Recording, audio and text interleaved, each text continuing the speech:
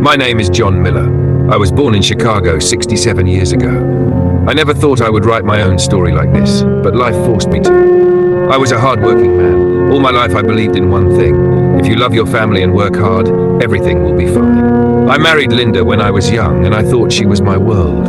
I worked day and night for her, for us, for our future. When I got the chance to work abroad, I decided to go. It was not for me, it was for her, for us. My father was a steel worker, my mother a waitress. We didn't have much, but we had discipline and a belief that hard work was the only path to survival. I grew up with the sound of factory whistles, the smell of iron, and the constant worry about money.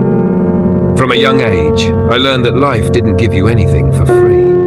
I started working at 14, sweeping floors in a mechanic shop, and by the time I was 20, I had held more jobs than most men twice my age. It was in those days that I met Linda. She was a quiet girl at first glance, but her eyes carried fire. I saw her one Sunday at church, sunlight falling across her hair.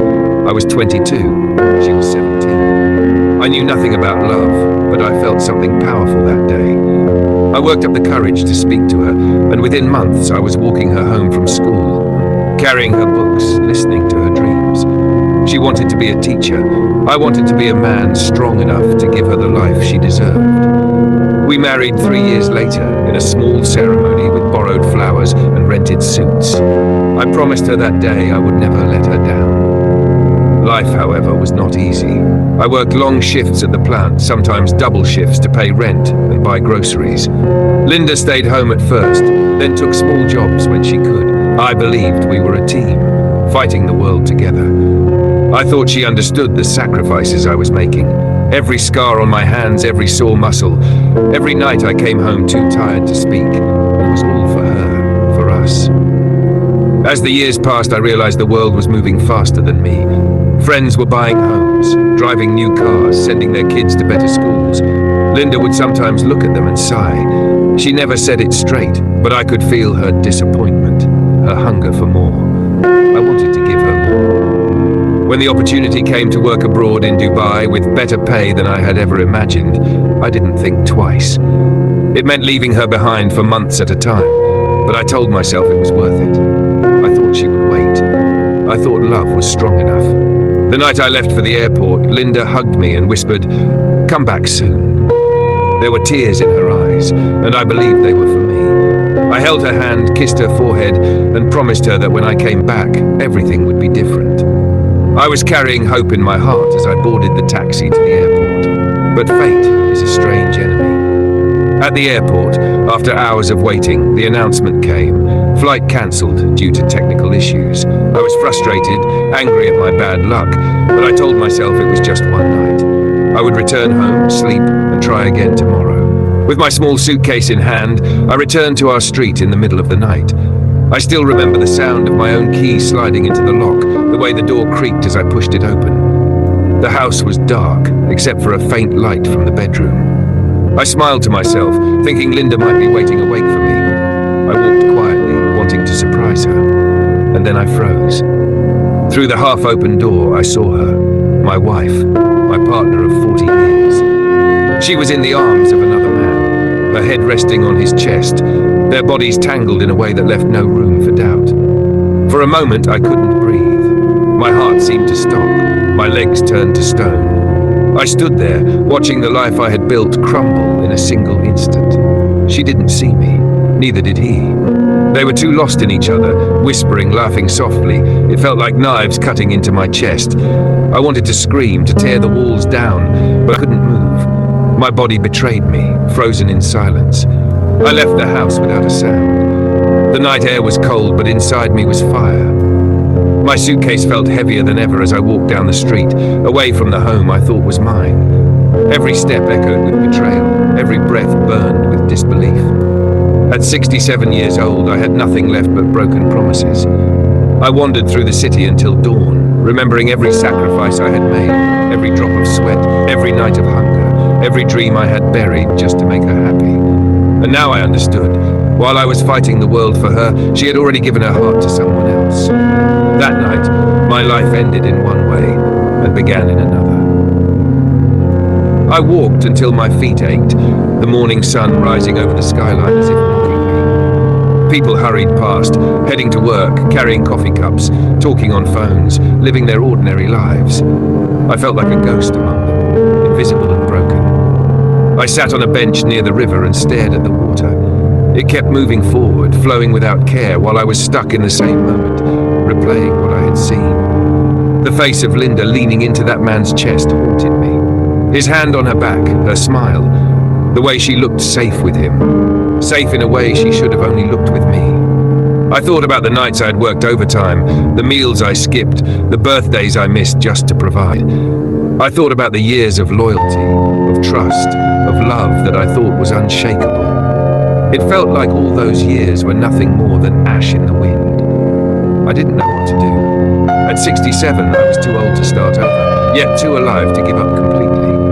The city felt colder than ever, and every familiar street corner was a reminder of what I had lost. I wanted to scream at her, to demand an explanation, but what could she say?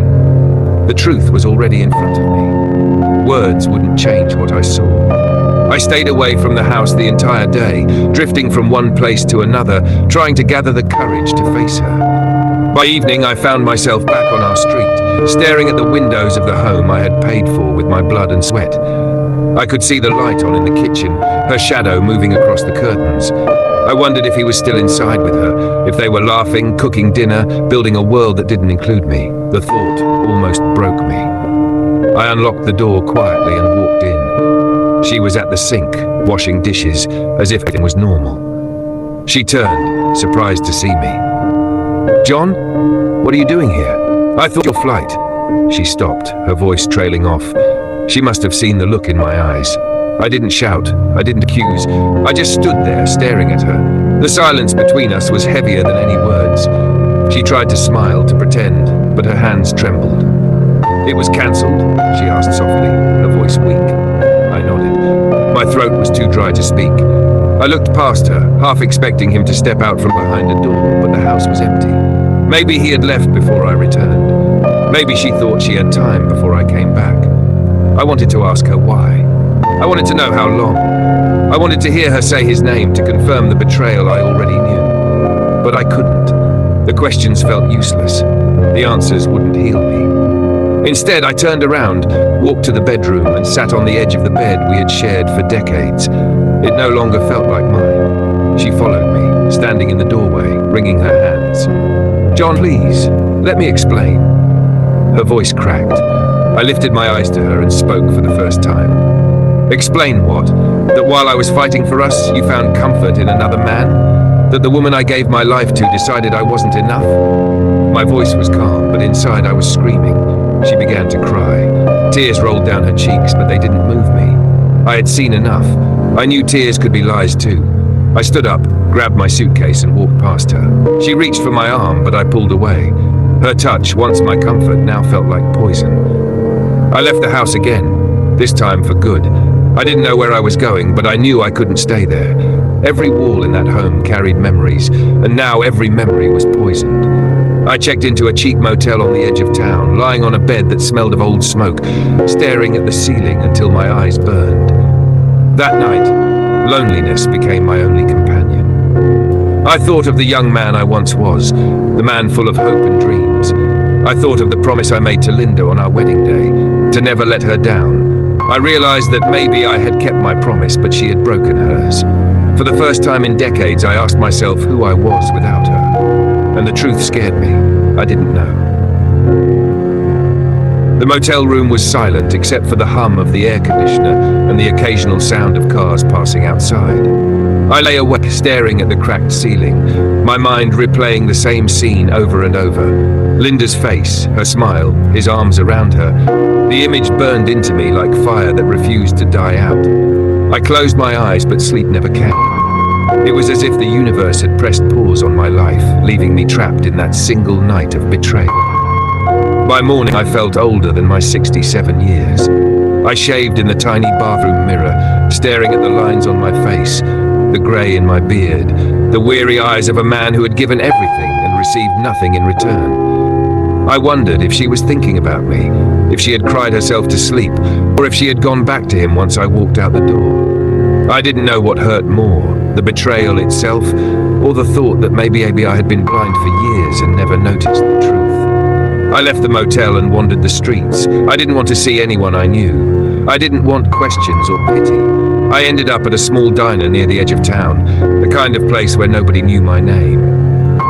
I sat at a booth, ordered black coffee, and watched strangers live their lives. Couples laughed together.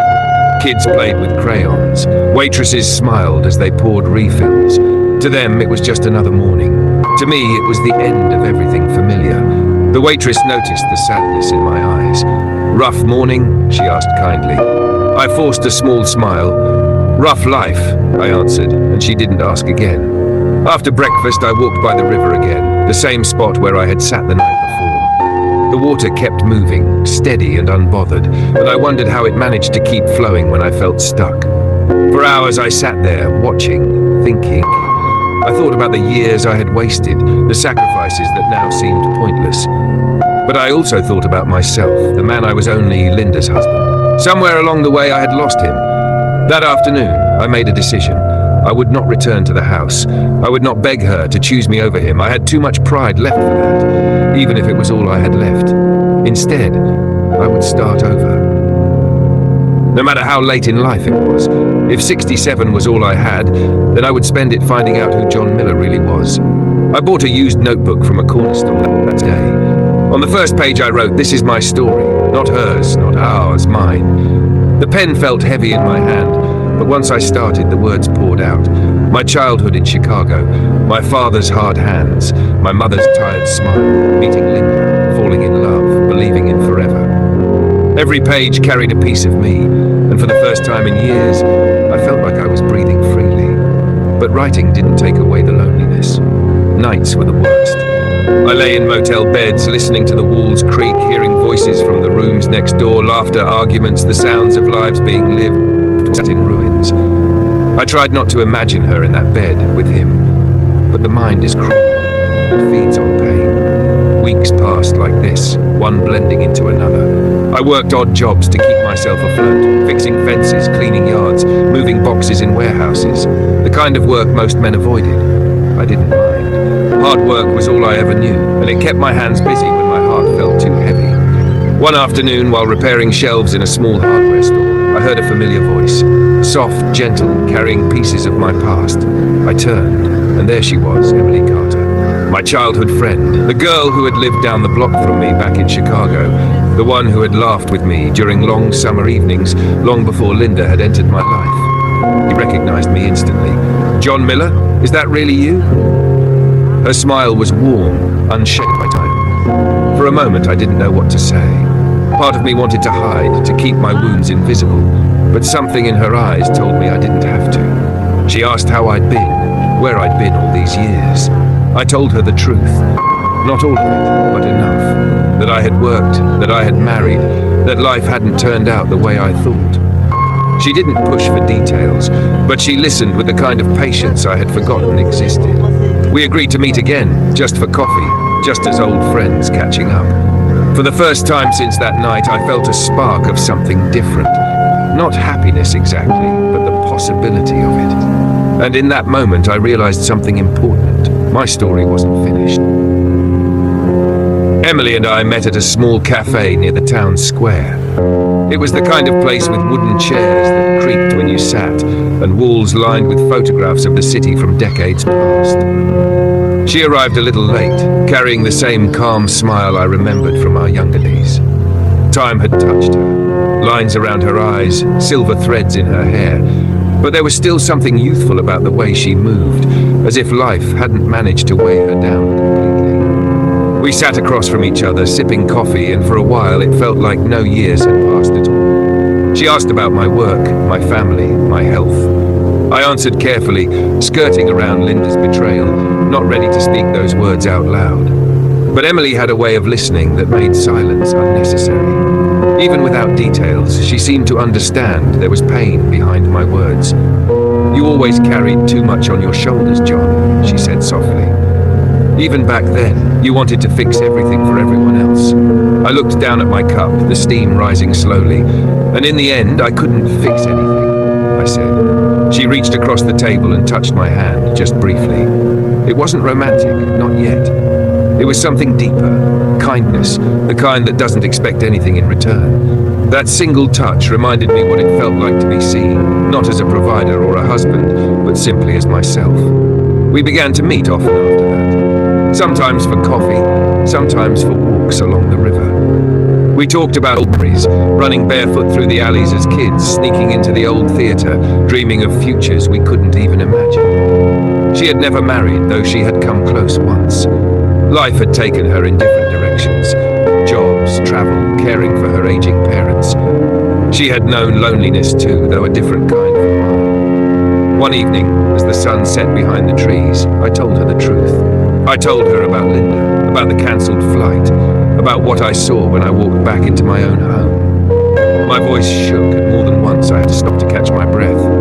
Emily listened without interrupting, her eyes never leaving mine. When I finished, there was silence between us, heavy but not suffocating. She finally said, "John, you gave your whole life to someone who didn't value it. That's not your failure, that's hers." I had heard words like that before from strangers, from the echo of my own thoughts. But hearing them from her, spoken with such certainty, felt different.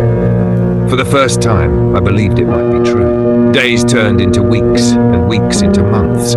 My motel room no longer felt like a prison, because I spent less time in it. Emily and I drove through the countryside, visited old diners, and once even sat in the back row of the movie theatre like we had when we were teenagers. For short moments, I forgot the weight of betrayal. For short moments, I laughed again. But at night, when I was alone, the memories still came back. The house, the betrayal, the years I had lost. I wondered if it was too late for me to start again, if I was fooling myself by reaching for pieces of happiness at my age. One night, I wrote in my notebook, "I am 67 years old and I am learning how to live for the first time." That sentence scared me, but it also freed me. I had lived most of my life believing my worth was tied to sacrifice, to being a husband, to being the man who provided. Now stripped of all that, I had no choice but to discover the man underneath. And maybe, just maybe, Emily was helping me find him. Winter came quietly that year. The mornings grew colder, the trees stood bare, and the air carried the sharp bite of frost. I spent most days bundled in an old coat, walking through the city streets or sitting my notebook, filling page after page with the story of my life. The act of writing became a kind of therapy. Every sentence I wrote felt like pulling a thorn from my chest, even if the wound still bled beneath. Emily remained by my side more often now. Sometimes we met at the library, where she worked part-time helping children with reading programs. I would sit at the back, watching her with the kids, the way her face lit up when they finally understood a word. It made me wonder how many pieces of life I had missed while I was locked away in factories, airports, and endless shifts. Watching her, I realized that there was beauty in simple things I had been too blind to notice for decades.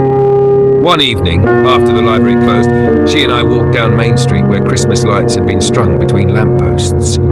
She stopped to look at a display in a shop window, a small family of wooden figurines, hand-carved, gathered around a fire. Her eyes softened. "You ever think about how fast it all goes by?" she asked.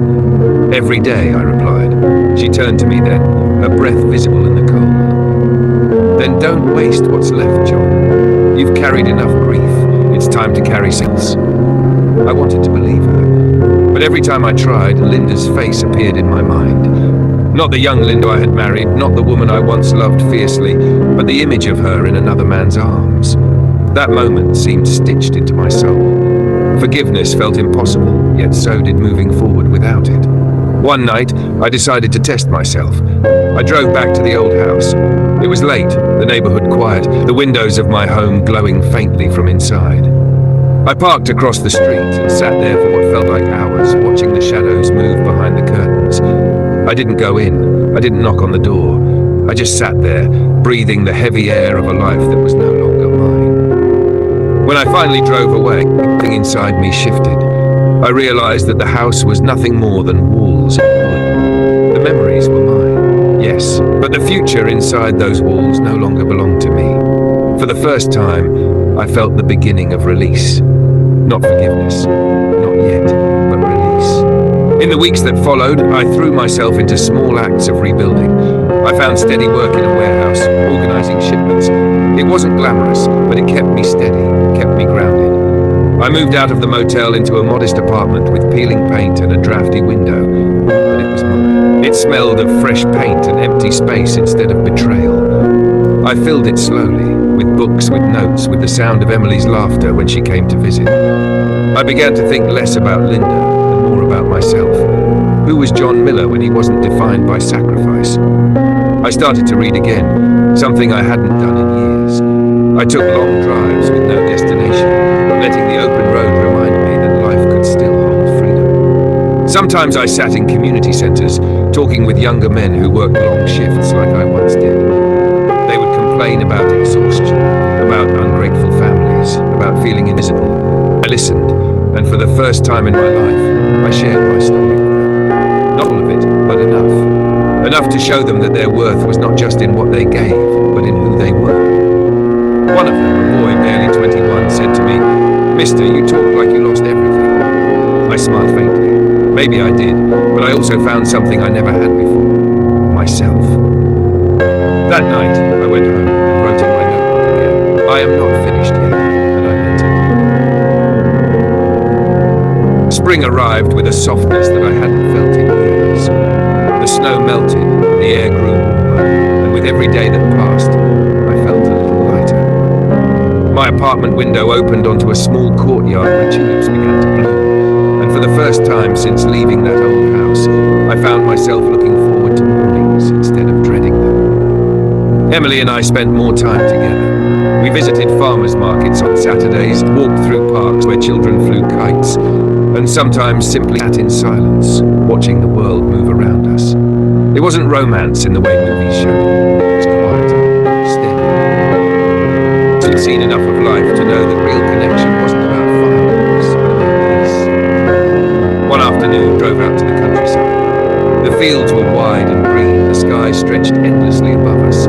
Emily packed sandwiches, and we sat on a blanket, listening to the wind. At one point, she looked at me and said, "You smile more now." I hadn't right. My smile no longer felt forced. It came from somewhere real, somewhere slowly healing. Still, the past had a way of creeping back. Some nights when the world was quiet, I dreamed of Linda. In those dreams, she wasn't with him. She was young again, laughing pulled hand. I woke from those dreams with tears in my eyes, not from anger, but from grief. Grief for what once was, grief for what would never be again. I knew I would never fully erase her from me. She had been my life for too long. But grief was different from bitterness. Bitterness kept you chained. Grief let you walk forward with the weight still on your shoulders. And I was learning to walk. One Sunday morning, as Emily and I sat in a small church she liked to visit, I felt something stir in me. The pastor spoke about forgiveness, not as a gift for those who wronged us, but as a gift we gave ourselves to stop carrying poison in our hearts. His words sank into me like rain into dry soil. That evening, I went back to my apartment and opened my notebook. On a fresh page, I wrote, "Linda, I release you. I will never understand why you did what you did, and I will never forget it, but I refuse to let it define the rest of my life." When I set the pen down, I felt lighter than I had in months. It wasn't forgiveness in the way most people described it. I didn't feel warmth toward her. I didn't wish to see her again. But it was my own version of forgiveness. A way to stop letting her live inside my chest, rent-free. With that small release, other doors began to open. I started volunteering at the community center where I had once spoken to the young men. Soon I was running weekly meetings, sitting in circles with them, listening to their struggles, sharing pieces of my own story. They began to call me Mr. Miller, but to me it was more than respect. It was purpose. For the first time in a long time, I felt useful in a way that mattered beyond money. Emily often joined me at the center, bringing food for the group, offering advice to the younger women who sometimes came. Watching her there, seeing the way she gave without expecting anything back, I realized that what I had with her was not just friendship, it was something deeper, something I hadn't dared to name. One evening, as we walked back to her car after a long day at the center, I stopped her under a street lamp. The light caught her hair, the wind tugged at her scarf, and I felt a trembling in my chest I hadn't felt in years. "Emily," I said, my voice low. "I don't know what the future holds for me. I don't even know how much time I have left. But I do know this. I want whatever is left of my life to be lived with peace, and when I'm with you, I feel that peace." She looked at me for a long moment, then smiled, a soft, gentle smile that reached her eyes. "John, peace is all I've ever wanted too." We didn't need more words. That night, for the first time since my world had shattered, I felt like something whole was being built again. And it wasn't built on sacrifice or illusion. It was built on truth, on scars, on the quiet strength of two souls who had weathered storms and were still standing. I was 67 years old, and for the first time, I wasn't just surviving, I was living. The months passed quietly, each one softer than the last. Life no longer felt like a punishment, but like a second chance, a gift I had never expected at my age. Emily and I grew closer in the simplest ways, sharing meals, taking evening walks, reading together in silence. There was no rush, no desperation, just two people who had carried heavy burdens and now found comfort in walking side by side. Sometimes the past tried to creep back. A familiar song, a certain smell, a memory of Linda's laughter would brush against my mind like a ghost. But those moments no longer had the power to break me. They reminded me of what I had lived through, of what I had survived. Pain was no longer the whole story. It was just one chapter among many. One summer, Emily suggested we take a road trip. We drove through endless highways, past golden fields and small towns, stopping at diners where nobody knew us. Each town, each face, reminded me that the world was bigger than my grief. We laughed like teenagers, sang along to old songs on the radio, and when the nights came, we sat beneath wide skies filled with stars. For the first time in decades, I felt wonder again. In the quiet of those nights, I often thought about forgiveness, not for Linda, but for myself. I had carried guilt for too long, blaming myself for not being enough, for leaving her alone, for not seeing the signs. But under those stars, with Emily's hand resting in mine, I whispered to myself, "You did your best, John. You gave all you could. That's enough." Years have a way of moving faster when you stop counting them. Before I knew it, I was approaching 70. My hair turned whiter, my steps slower, but my heart lighter. Emily and I never needed grand declarations. We knew what we meant to each other without saying it. She became my anchor, and I became hers. I never went back to that old house again. I never saw Linda after that night. Somewhere out there, she may still be with him, or maybe not. It doesn't matter anymore. Her chapter in my life is closed. My story belongs to me now. As I sit at my desk, finishing these final lines in the notebook that began on the night my world collapsed, I realized something I never thought I would. Heartbreak did not end me. It broke me. Yes, it shattered the life I thought I had. But from those pieces, a new life grew. Quieter, humbler, but truer. My name is John Miller. I am 67 years old, and I have been betrayed, abandoned, and broken. But I have also learned to forgive, to heal, and to live again. And if there is one truth I leave behind, it is this: it is never too late to begin again. I sit by the window now most mornings, a cup of coffee in my hand, watching the sun rise over the rooftops. The world outside wakes slowly. Birds call from the trees, neighbors shuffle to their cars, children run to catch the school bus. It is ordinary, simple, yet to me it feels like a miracle. For a long time, I believed my life had ended the night I opened that bedroom door. But life has a way of surprising you. Sometimes what feels like the end is only the beginning of something you couldn't imagine. Emily sits with me often. She brings her knitting or a book or sometimes nothing at all. We don't always talk. We don't need to. There is a peace in her presence, a quiet reminder that love doesn't have to be loud or dramatic to be real. It can be as steady as the sunrise, as gentle as a hand resting on yours. I still carry scars. There are nights when I wake in the dark, my chest heavy with old memories. I see the house, the shadows, the betrayal. But instead of drowning me, those memories now remind me of how far I've come. They remind me that pain is not the whole of life, only a part of it. I've learned to measure my days differently now. Not by what I can provide, not by how hard I work, but by the moments that make me feel alive. A laugh with Emily, a story shared at the community centre, a walk along the river with the breeze on my face. These are the treasures I never noticed when I was younger, too busy chasing something bigger, always believing happiness was somewhere far away. One evening not long ago, I stood in front of the young men at the centre, telling them a piece of my story. I told them about sacrifice, about betrayal, about finding yourself again when you think all is lost. When I finished, one of them asked, "Mr. Miller, if you could go back and change it all, would you?" I thought about that for a long moment. Then I shook my head. "No," I said, "because every mistake, every heartbreak, every scar brought me here, and here is enough." When I got home that night, I sat with Emily on the porch, watching the stars. I realized then that life had given me something greater than the dream I once chased. It gave me truth, it gave me strength, and it gave me the chance to start again, even at an age when I thought all beginnings were gone. So if you are hearing my story, know this. Pain does not mean your life is over. Betrayal does not mean you are finished. Even at 67, even when the world feels empty, there can be a sunrise waiting for you. And as for me, John Miller, I will wake tomorrow, take Emily's hand, and face another day with peace in my heart. Because in the end, that is all I ever wanted. And at last, I have it. The years slipped by more quickly than I expected. One day I was 67, raw with pain, and before I knew it, I was standing on the edge of 75. My hair thin, my hands slower, my steps shorter. Yet my heart was lighter than it had ever been. Time, it seemed, had taken away my strength but given me wisdom in return. Emily and I never married. We didn't need to. What we shared was beyond papers and ceremonies. It was two souls walking together, steady and unbroken by the storms of the past. We grew old side by side, and with each wrinkle and each grey strand, we became more grateful for the simple fact of companionship. Some nights she would read aloud while I dozed in my chair, her voice carrying me gently into dreams.